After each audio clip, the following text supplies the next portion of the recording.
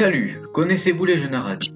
C'est un style de jeu où une histoire est racontée et où le joueur a souvent la possibilité de faire des choix qui auront un impact plus ou moins fort sur le reste de l'aventure. Par exemple, un des jeux narratifs les plus connus de ces dernières années est un Doki Doki Literature Club, qui se joue sous la forme d'un visual novel.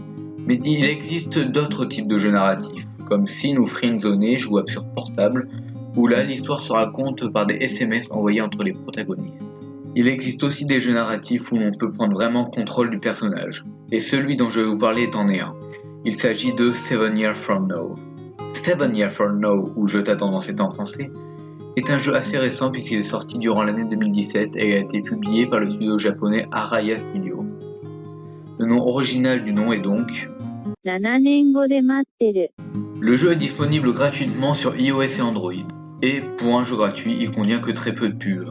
Tout à l'heure, j'ai dit que l'on pouvait prendre le contrôle du personnage. C'est à la fois vrai et faux. Certes, le joueur prend contrôle du protagoniste, mais seulement lors de ses déplacements. Il n'y a aucun vrai choix à faire. L'histoire se déroule toute seule. Dans Je t'attends dans 7 ans, on comprend les garçons amnésiques qui vit chez ses parents et qui retourne dans son village natal durant les vacances.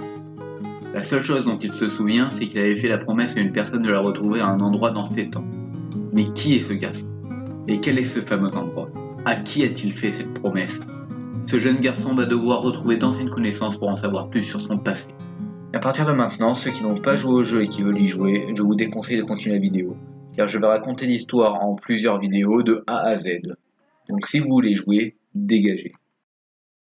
Le jeu commence avec un écran noir. On ne voit que le milieu de l'écran. On y voit un garçon. Il est en train de faire une promesse à une personne inconnue de la retrouver le 1er avril dans 7 ans. Après un fondu au noir sur lequel il était écrit « Je t'attends dans 7 ans », on reconnaît le même garçon de la première scène. Mêmes habits, même couleur de cheveux, pas besoin de décrire plus. Trouvez-moi un seul argument sur lequel ce n'est pas le même personnage. Donc je disais que c'était un garçon et il est en train de se demander pourquoi il fait toujours le même rêve. Et ce rêve, celui qu'on vient de voir là. En avançant dans sa maison, il croise sa mère et elle lui dit que son père est encore fâché.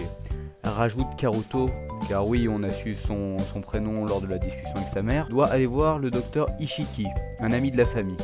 Et elle part pour 5 jours et maintenant on s'en branle de la mère, sérieusement. Au revoir. Haruto sur un fond noir explique son passé aux joueurs. Il y a 7 ans, j'ai été accueilli par mes parents actuels. Je n'ai pas de souvenir de ce qu'il s'est passé avant. J'ai déjà posé la question à ma mère une fois. Que faisais-je avant et d'où je viens?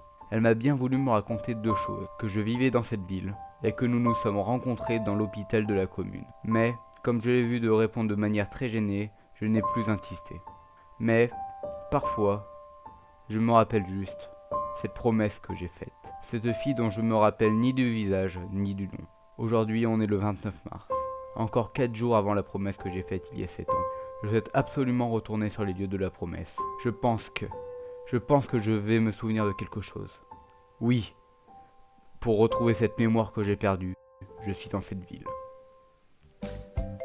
Ensuite, Haruto va au cabinet du docteur Ishiki.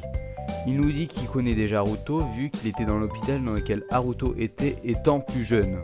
Bordel de merde, c'est dur à dire. Pour le remercier de sa venue, il offre une consultation gratuite à Haruto. Il lui donne donc un médicament. Haruto s'assoupit.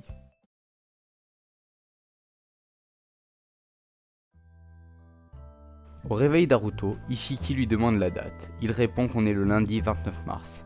Mais Haruto oublie vite cette question plutôt bizarre et décide d'aller à l'hôpital pour faire des recherches sur son passé.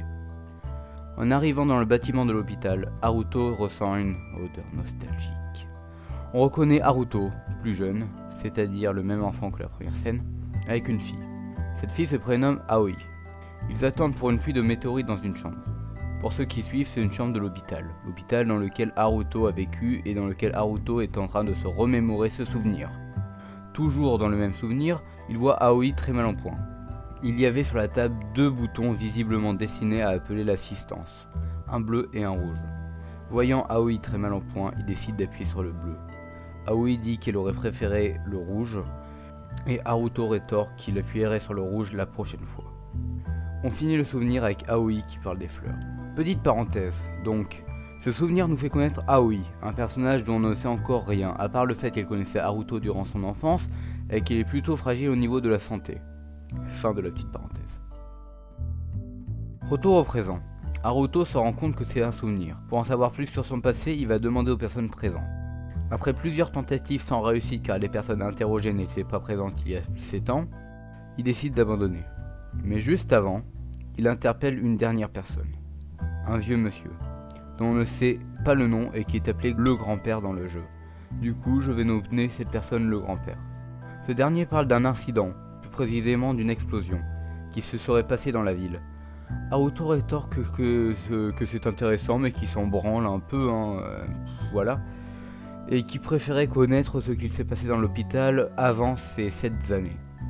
Le grand-père rétorque que l'explosion s'est passée il y a 7 ans, dans cet hôpital.